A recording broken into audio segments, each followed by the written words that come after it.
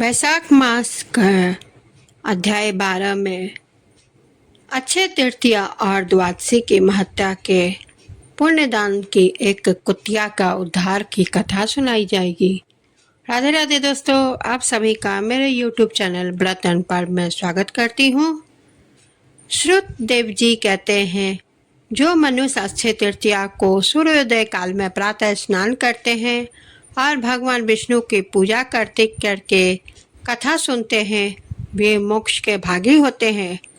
जो उस दिन श्री मधुसूदन की प्रसन्नता के लिए दान करते हैं, उनका वह पुण्य कर्म भगवान की आज्ञा से अच्छे फल देता है।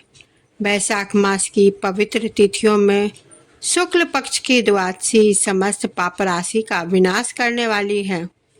शुक्ल द्वादशी को योग्य पात्र के लिए जो अन्न दिया जाता है, उसके एक एक दाने में कोटि कोटि ब्राह्मण भोजन का पुण्य होता है। शुक्ल पक्ष की एकादशी तिथि में जो भगवान विष्णु की प्रसन्नता के लिए जागरण करता है, वह जीवन मुक्त होता है। जो वैशाख की द्वादशी तिथि को तुलसी के कोमल दलों से भगवान विष्णु की पूजा करता है, वह समुच्चय कुल का उद्धार करके वैकुंठ लोक को अधिपति होता है। जो मनुष्य त्रयोदशी तिथि को दूध, दही, शक्कर, घी और शुद्ध मधु, इन 5 द्रव्यों से भगवान विष्णु की प्रसन्नता के लिए उनकी पूजा करता है तथा जो चन्नामृत से भक्ति पूर्वक श्री हरि को स्नान कराता है, वह संपूर्ण कुल का उद्धार करके भगवान विष्णु के लोक में प्रतिष्ठित होता है। जो संध्या काल में भगवान विष्णु की प्रसन्नता के लिए शरबत देता है, वह अपने पुराने पाप को शीघ्र ही त्याग देता है। वैशाख शुक्ल पक्ष द्वादशी में मनुष्य जो कुछ पुण्य करता है, वह अच्छे फल देने वाला होता है। प्राचीन काल में कश्मीर देश में देवव्रत नाम का एक ब्राह्मण थे। उनके सुंदर रूप वाली एक कन्या थी, जो मालिनी के नाम से प्रसिद्ध थी। ब्राह्मण ने उस कन्या विवाह सत्यशील नामक बुद्धिमान द्विज के साथ कर दिया। मालिनी कुमार्ग पर चलने वाली पुंसकली होकर स्वच्छतानंदता पूर्वक इधर उधर रहने लगी। वह केवल आभूषण धारण के लिए पति का जीवन चाहती थी। उसकी हितैषणी नहीं थी। उसके घर में काम काज करने के बहाने उपपति रहा करता था। सभी जाति के मनुष्य जार के रूप में उसके यहाँ ठहरते थे। वह कभी पति की आज्ञा का पालन करने में तत्पर नहीं हुई। इसी द्वेष से उसके सब अंगों में कीड़े पड़ गए, जो काल अनंत अंतक और यम की भांति उसकी हड्डियां को भी छेद डालते थे। उन कीड़ों से उसकी नाक, जीभा और कानों का उच्छेद हो गया। स्तन तथा उंगलियां गल गई। उसमें पंगुता भी आ गई।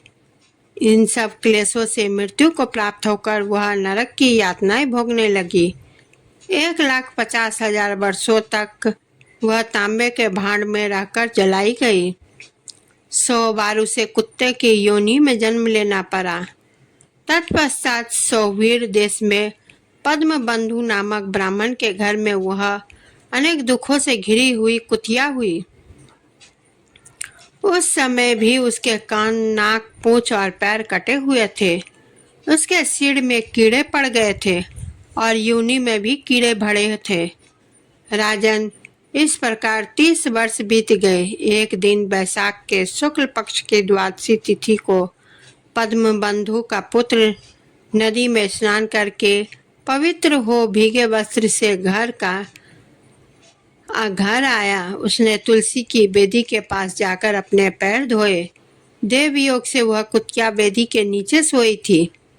सूर्योदय से पहले का समय था। ब्राह्मण कुमार के चंद्रोदक से वह नहा गई और तत्काल उसके सारे पाप नष्ट हो गए। फिर तो उसी क्षण उसे अपने पूर्व जन्मों का स्मरण हुआ। पहले के कर्मों को याद आने से वह कुतिया तपस्वी के पास जाकर दीनता पूर्वक पुकारने लगी, हे मुने, आप हमारी रक्षा करो। उसने पद्म बंधु मुनि के पुत्र से अपने पूर्व जन्म के दुराचार पूर्ण वृत्तांत सुनाए और यह भी कहा, ब्राह्मण, जो कोई भी दूसरी युवती पति के ऊपर वशीकरण का प्रयोग करती है वह दुराचारणी मेरी ही तरह तांबे के पात्र में पकाई जाती है। पति स्वामी है, पति गुरु है और पति उत्तम देवता है। साध्वी स्त्री उस पति का अपराध करके कैसे सुख पा सकती है? पति का अपराध करने वाली स्त्री सैकड़ों बार तिर्य योगिनी में और अरबों बार कीड़े की योनि में जन्म लेती है। इसलिए स्त्रियों को सदैव अपने पति की आज्ञा पालन करनी चाहिए। ब्राह्मण, आज मैं आपकी दृष्टि के सम्मुख आई हूँ। यदि आप मेरा उद्धार नहीं करेंगे तो मुझे पुनः इसी यातनापूर्ण घृणित योनि का दर्शन करना पड़ेगा। अतः विप्रवर, मुझ पापचारिणी को वैशाख शुक्ल पक्ष में अपना पुण्य प्रदान करके उबार दीजिए।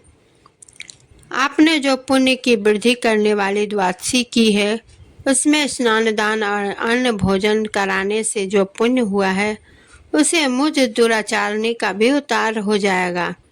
महाभाग, दीन वत्सल, मुझ दुखिया के प्रति दया कीजिए।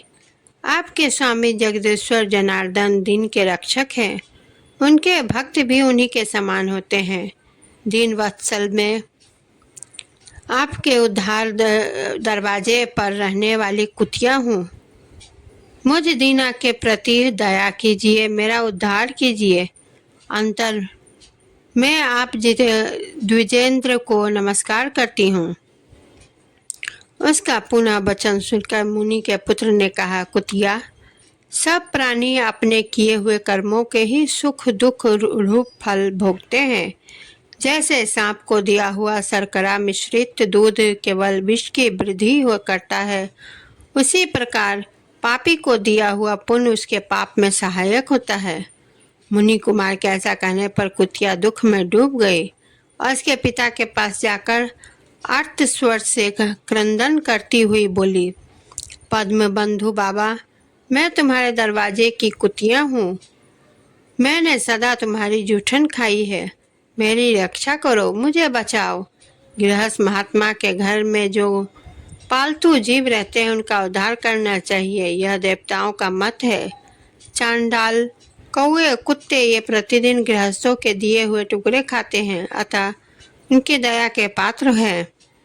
जो अपने ही पाले हुए रोग आदि से ग्रस्त एवं असमर्थ प्राणी का उद्धार नहीं करता वह नरक में पड़ता है। और यह विद्वानों का यह मत है। संसार की सृष्टि करने वाले भगवान विष्णु एक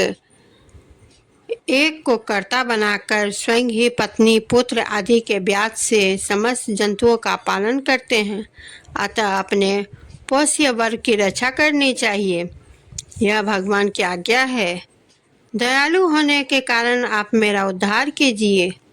दुख से आतुर हुई कुतिया की यह बात सुनकर घर में बैठा हुआ मुनिपुत्र तुरंत घर से बाहर निकला। उसी समय दयानिधान पद्म बंधु ने कुतिया से पूछा, यह क्या वृत्तांत है? तब पुत्र ने सारा समाचार कह सुनाया। उसे सुनकर पद्म बंधु बोले, बेटा, तुमने कुतिया से ऐसा वचन क्यों कहा? साधु पुरुषों के मुंह से ऐसी बातें नहीं निकलती। वत्स, देखो तो सब लोग तो दूसरों का उपकार करने के लिए उद्धत रहते हैं। चंद्रमा, सूर्य, वायु, रात्रि, अग्नि, जल, चंदन, वृक्ष और साधु पुरुष सदा दूसरों की भलाई में लगे रहते हैं। दैत्यों को महाबली जानकर महर्षि दधीचि ने देवताओं का उपकार करने के लिए दयापूर्वक उन्हें अपने शरीर की हड्डी दे दी।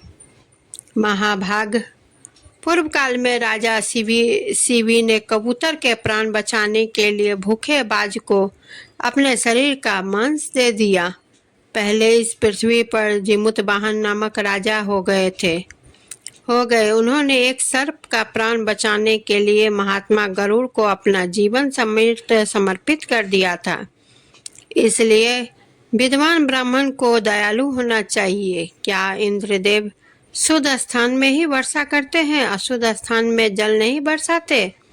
क्या चंद्रमा चांडालों के घर में प्रकाश नहीं करते? अतः बार बार प्रार्थना करने वाली इस कुतिया का मैं अपने पुण्यों से उद्धार करूंगा। इस प्रकार पुत्र की मान्यता का निराकरण करके परम बुद्धिमान पद्मबंधु ने संकल्प किया, कुतिया ले, मैंने द्वादशी का महापुण्य तुझे दे दिया। ब्राह्मण के इतना कहते ही कुतिया ने सहसा अपने प्राचीन शरीर का त्याग कर दिया और दिव्य देह धारण करके दिव्य वस्त्र आभूषण से विभूषित हो दसों दिशाओं को प्रकाशित करती हुई ब्राह्मण की आज्ञा से स्वर्गलोक को चली गई। वहाँ महान सुखों को उपभोग करके इस पृथ्वी पर भगवान नर नारायण के अंश से उर्वशी नाम से प्रकट हुई। तो दोस्तों, आप सभी को मेरी यह वीडियो कैसी लगी कमेंट्स ज़रूर करें, वीडियो को लाइक शेयर करें, चैनल को सब्सक्राइब करें और नोटिफिकेशन बेल को क्लिक ज़रूर करें, क्योंकि कोई भी नई वीडियो का नोटिफिकेशन सबसे पहले आप तक ही जाए। और इसी के साथ मैं आप सभी से विदा लेती हूँ। फिर से नई वीडियो के साथ उपस्थित होंगी। धन्यवाद।